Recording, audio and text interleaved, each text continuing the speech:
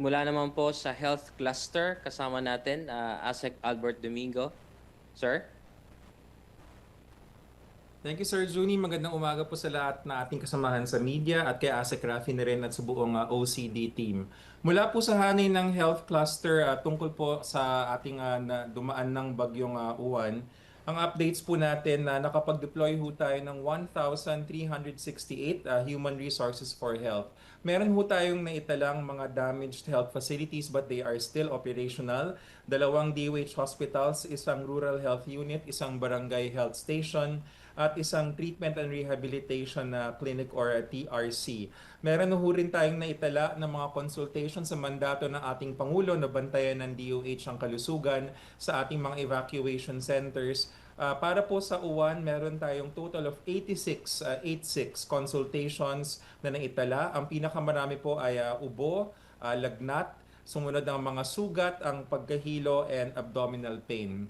Pagdating po sa usapin tungkol sa water, sanitation, and hygiene, patuloy pa rin ho tayo na tumutugon sa pangangailangan sa malinis sa tubig, yung ating mga pinamimigay na aquatabs or chlorine tablets, chlorine granules at ang ating risk communication tungkol sa papakulo ng tubig na kailangan siguraduhin 2 minutong kumulo para ang mga mikrobyo ay maiiwasan natin.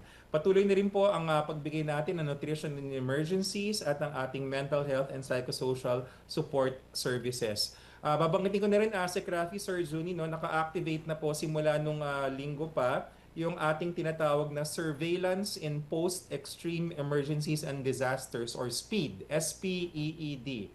Ang Surveillance in Post-Extreme Emergencies and Disasters ay isa pong sabihin na nating kontribusyon ng Pilipinas patapos ng ating experience nung panahon ng Ondoy noong 2009 at saka nung a little more recently nung sa pagsabog ng Mayon Volcano noong 2018 at iba pa. Ang nangangahulugan po ito na ang ating mga epidemiologists ay nagbabantay sa tinatawag na syndromic surveillance. Sa madaling salita po, pag nakakita ang ating Department of Health na parang tumataas ang bilang ng sipon or kakaiba ang pagtaas ng bilang ng ubo o ng lagnat sa isang lugar, mabilis po natin natutugunan at nakikita kung ano ang posibleng dahilan nito para makapagtugon po ang ating health cluster. Of course, under the supervision and coordination with our overall response cluster sa ating OCD. At sa mandato na rin ng ating Pangulo na siguraduhin ang kalusugan ay patuloy pa rin kahit sa panahon ng sakuna. Thank you so much, Asek and Sir Juni. Thank you very much, ASEC Albert. At mula naman po, kasama din natin online from the DRRM Division of the Department, pwede na? No? From the DICT, we have Sir Richard Frederick Buenafe. Sir Richard, may we ask for some brief updates? One moment, sir. I'm just checking on the reports that I have. Actually, as reported kanina, we're still awaiting updates. Pero this is what we have received nung alas as submitted to us at 8 o'clock kanina. We have 12 affected regions, namely this is for the telco sa interconnect in network nila. So there are 12 affected regions. NCR was affected, although minimal. Cordillera Autonomous Region, CAR, Region 1, Region 2, Region 3, Region 4A, 4B, Region 5, 6, 7, and 8. And including NIR. So that is 12 out of the 16. So that means both Luzon and Visayas were hit by uwan, although minimal sa ibang lugar po. Then may instances naman po na under restoration po ang ilang probinsya tinamaan uli ni uwan. So it was affected by Tino but it was further affected by uwan. There are 53 total number of provinces that right now since date 2 of uwan na or nakalabas na siya, medyo tumataas na po yung ating telco reported restorations. So Smart at this moment has 82% connectivity rate. Globe has 77%. Dito has 63% and Converge has 79. Although these are all mixed reports because technically in some areas talaga mababa po siya. Bale, summary lang po yan. But as reported namin po kanina, ang pinakamalaking apekto po talaga ay sa parting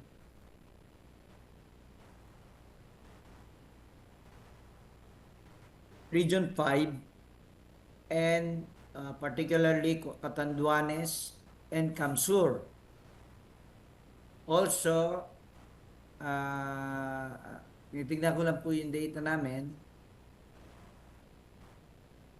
Sa parte naman po sa Eastern Samar, sa Region 8, ganun din po ang effect. Medyo nag-zero ang Converge po namin doon. Dahil dalawa po ang napektuhan doon. Dalawang, and also sa Mountain Province, ganun din po ang Converge. Nag-zero siya because yung two main sites nila, yun po ang na tamaan ni U1. So far, yun lang po ang aming may report po sa ngayon.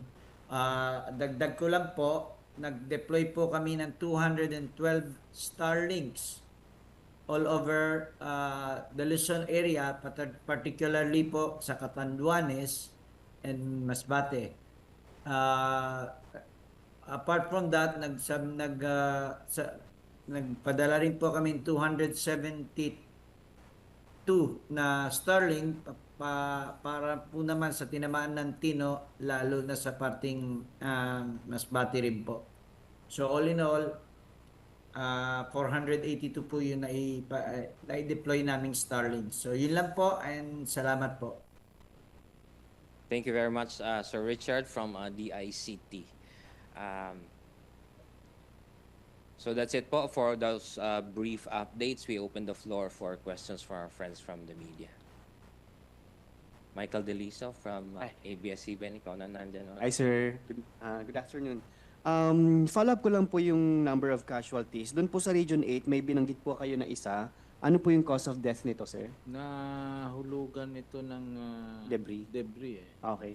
Tapos yung dalawa po na missing... Ipit ng debris. Okay, sir. Yung dalawa po na missing, sir, saan po yun? Sa car ito. Car. Meron po kayong binanggit sa Region 2. Ito po ba yung magkapatid sa Nueva? Dalawa dyan yung magkapatid. Okay. Tapos another separate yung isa. Landslide din. Okay po. And then... Two incidents yan. Opo. Sir, meron po bang chance na bumalik pa ang bagyo? May sinasabi po na babalik ang bagyo by Wednesday. Ano po kataas yung chance nun and ano po yung risk na possible? Wala kasi, pero ito lang ang simple explanation yan. Papunta po siyang Taiwan, ano? Ang Taiwan po nasa loob ng PAR. So, yun pong sinasabi na posibleng pumasok uli sa PAR kasi yung Taiwan ay nasa loob ng Philippine Area of Responsibility. Pero meron pa po ba itong effect sa atin, sir? Yung sa extreme northern Luzon ang sinasabi. Ibig sabihin yung Batanes area. Ano yung possibility, sir? Wind and some range. Okay. Thank you, sir. Thank you, Michael. Mark Kalalad from DZWB. Sir, good morning. Sir, dun sa landslide sa Cordillera, kasi kanina kasi wala sa report paano. Is this concentrated in one area? Yung 12 deaths?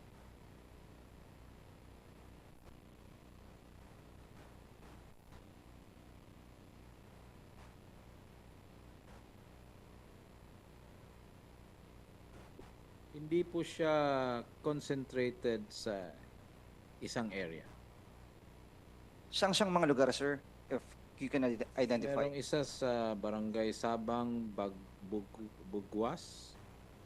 Tapos there is another one sa Pugo, Bakulangan Norte, Bagwas, although same tapos meron sa Sitio Tinalib, Kabayan, Benguet. So hindi po siya Tapos meron sa Isapulo, Ifugao. So hindi po siya concentrated in one area. Meron sa Kalinga,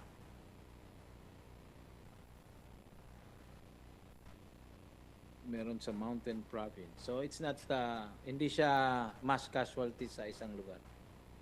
Okay. Sir, kamustahin ko lang dun sa Aurora kasi kahapon may 4 na isolated na municipalities due to landslides din. Naabot na ba sila? Okay na po, open na, one lane lang, no? Yung daan. So, na-clear naman. So, passable na po. Pero one lane, yung hindi na po.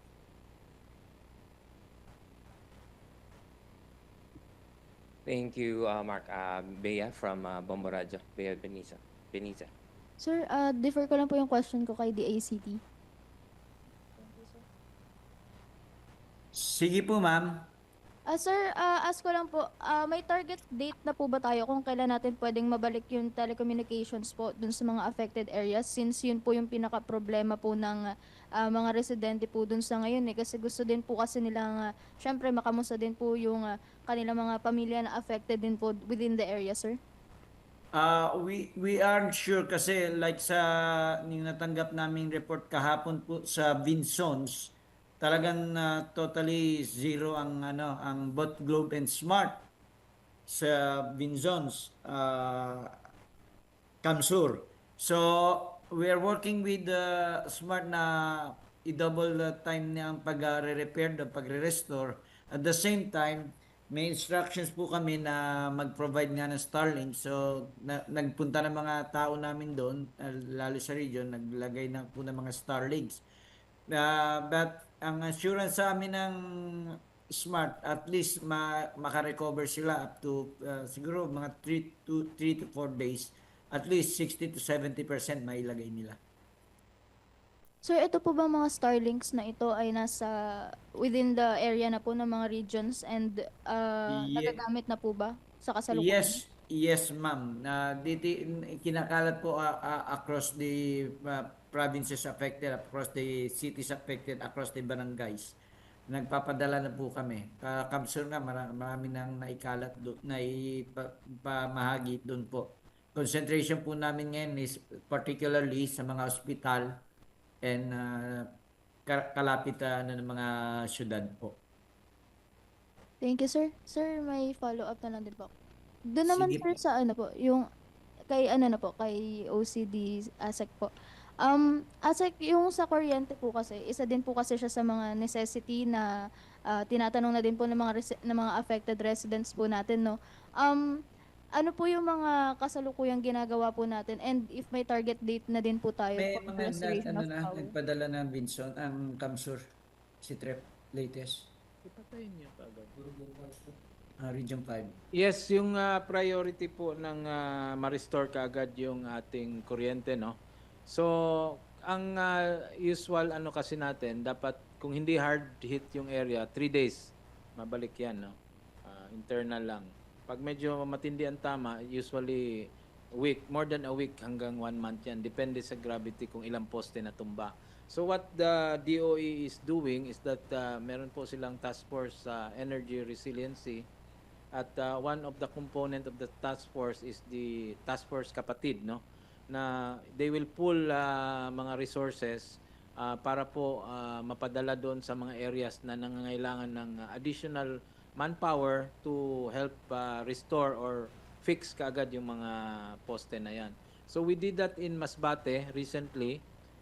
Instead na 1 month, napabilis po. Less than a month na naitayo kaagad or na-restore. So we will try to do that sa Catanduanes and Camsur and Cam Norte, no? Kasi yun po yung maraming natumba talaga. So let's give time sa DOE to plan out and activate itong plano nila. But again, our target, kung ako lang, usual, no? 2 weeks po. 2 weeks to 1 month. But dahan-dahan naman yan. May mga areas na maibalik ka agad.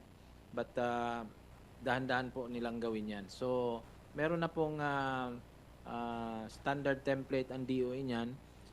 We'll just make sure na matulungan din natin sila na ma-activate ka agad at magawa na yung dapat gawin. Sir, prior to this po kasi, since hindi pa po halos nare-restore yung ating mga kuryente po or yung source ng energy natin doon, meron po ba tayo mga mobiles na pwedeng pag-chargean ng mga Yun residents po ang ginagawa din natin ngayon. with DOE is to provide mga alternative power source, no? Like genset sa mga plaza, sa mga LGUs, mga hospitals. That yun po ginawa natin prior to impact. Nag-deploy po tayo ng mga gensets sa mga critical facilities. And then yung DICT din po, yung kanilang mga mobile command center or mga mobile ICT teams, no, ay open din po yan for possible energy source. Pag kung charge lang naman ng mga cellphone, ay pwede po doon para may continuous contact yung mga kababayan natin. Thank you, sir. Thank you, Bea. From Chino Gaston from GMA News, and then afterwards. Good afternoon, sir. Morning pa lang ba? Okay, sir. Yung reality natin is that two storms in succession ang dumaan sa ating bansa, and people can't help but compare yung the cellphone ringing, the the damage, no, and then in terms of casualties and infrastructure damage. Sir, anong difference nung Tino and U1 sa assessment ng OCD, and bakit ang laki ng discrepancy in between the damage? So, please remember, nasa 48 hours pa lang tayo upon impact ng Tino, no? Hindi pa natin Juan, hindi pa natin nakuha yung extent or estimates ng damage sa critical infrastructure, sa infrastructure at saka sa agriculture, kasi sa Tino meron tayong estimated amount na 179.7 million sa infra na damage and 159 sa agriculture. What is ma-compare pa lang natin ngayon are two things, no? Yung preemptive evacuation data na sa Tino po nasa 290,000 families or 898,000 individuals ang sumama sa preemptive evacuation. Dito kay Uwan po 499,000 families or 1.7 million individuals ang sumama. So halos sabihin mo ng doble, no? Yung preemptive evacuation, that's one. Second, initial data dun sa casualty count, no? Napakalaki po ng diferensya. Yung Tino as of today nasa 232 yung patay plus 112 missing. Sa Uwan naman we only have so far yung 18 nga plus a few 28 yung injured at may dalawang missing. So yun po muna ang pwede nating mai-compare. So kung yun pong data na yun ang lumalabas, it mean yung preemptive evacuation talaga ay nakakatulong sa pagbawas ng mga possible casualty, no? Kahit sa injury or yung masaktan man lang.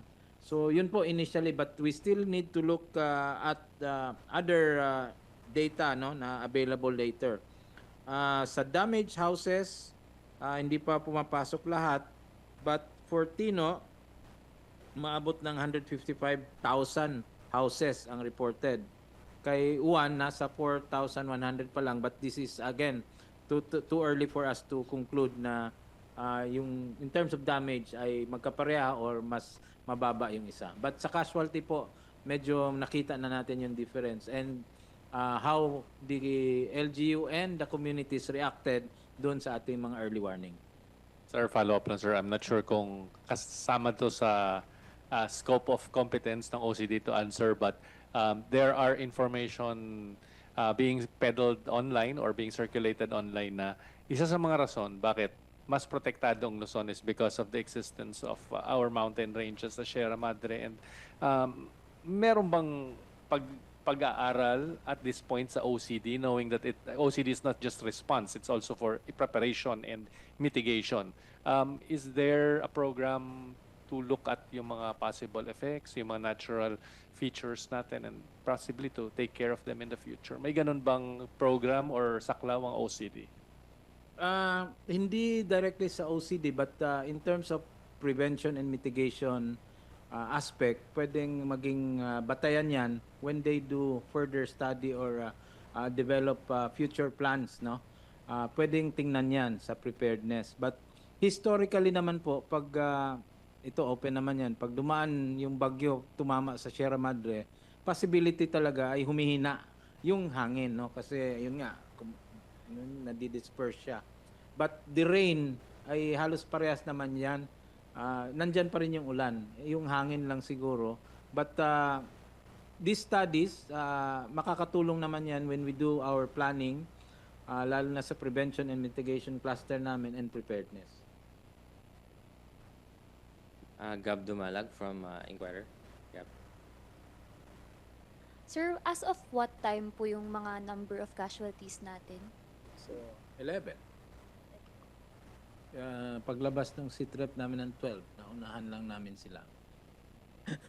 Sir, validated Hindi, naman na okay po yung naman mga cause of deaths po. Yung na iba, binabalidate lang yung cause of death, but meron na itong mga may mga bodies naman yan. Before J. Mark, no, i-acknowledge muna from NHK, si Ma'am Cel Monte.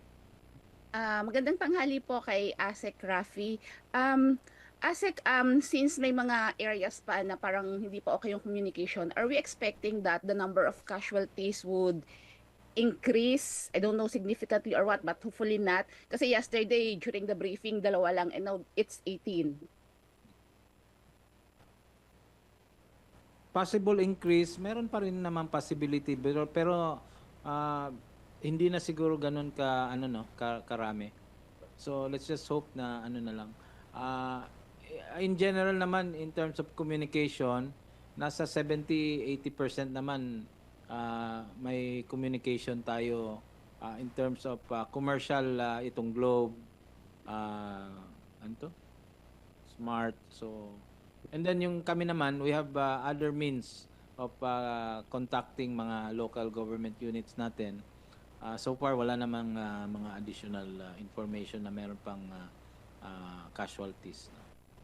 Sir, regarding the preemptive evacuation, yesterday 1.4, ngayon like 1.7 million kanyo yung na preemptively evacuated. Is this the first time na ganito kalaki yung mga tao na nag-participate sa preemptive evacuation as far as you could remember?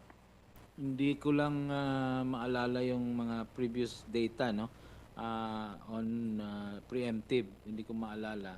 But ito kasi very recent yung isa, yung Tino. Then ito po, talagang ma-compare natin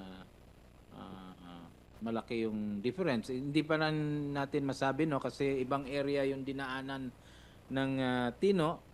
Basically it's Visayas. Ito namang one, Bicol, Samar Bicol hanggang central to northern Luzon. So in the future, since we've seen na more or less nag-work yung preemptive evacuation, in the future po, would the government be like more forceful in implementing this, na talagang yung mga tao kailangang sumunod para to avoid high casualties, number of casualties? Oo, yun naman talaga ang ating SOP, no?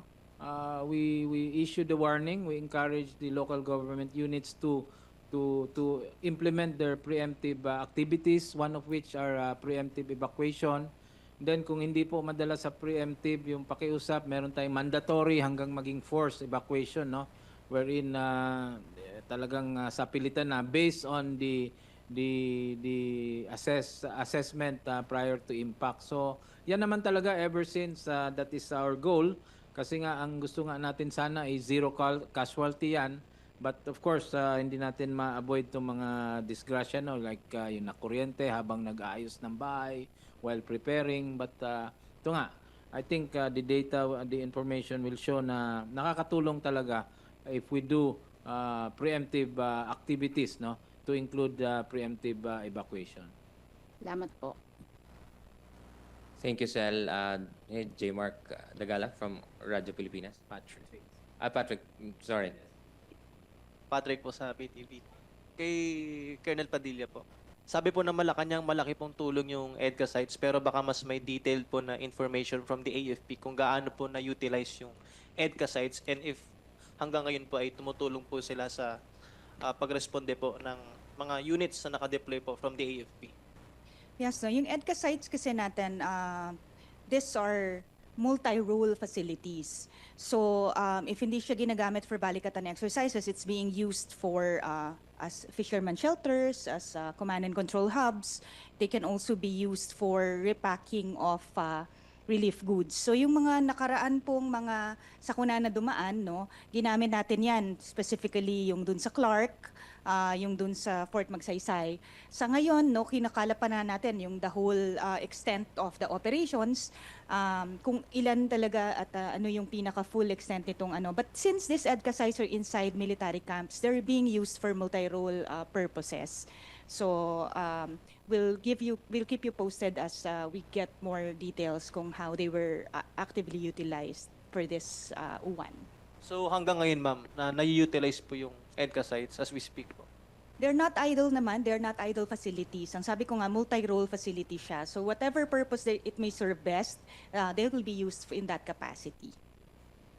Ma'am, supposedly, di ba may exercise po ngayon yung AFP pero temporarily nga po na hinalt po muna natin to give way po sa pagresponde po sa bagyo. So hanggang ngayon po, postpone pa rin po yung mga activities under dun sa AFP joint exercise. Yes, meron tayo yung AFP joint exercises dagit pa, no, na supposedly nag-range from the 14th.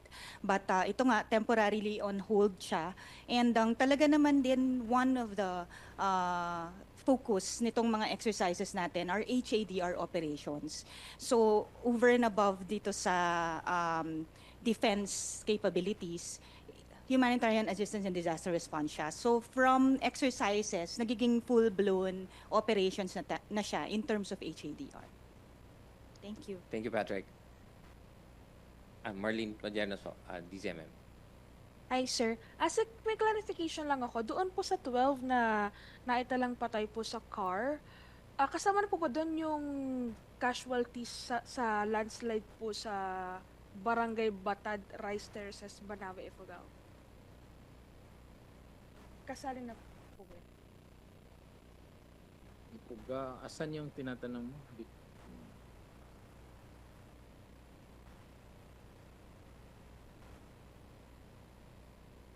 Meron po, Banawe, Ifugao. Ilan, sir, yung casualties? Isa lang naman ito.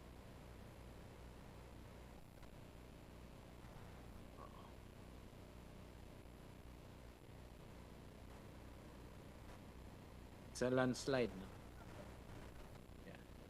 Ilan Isa. pong casualties? Isa lang. Isa lang. Alright, thank you po.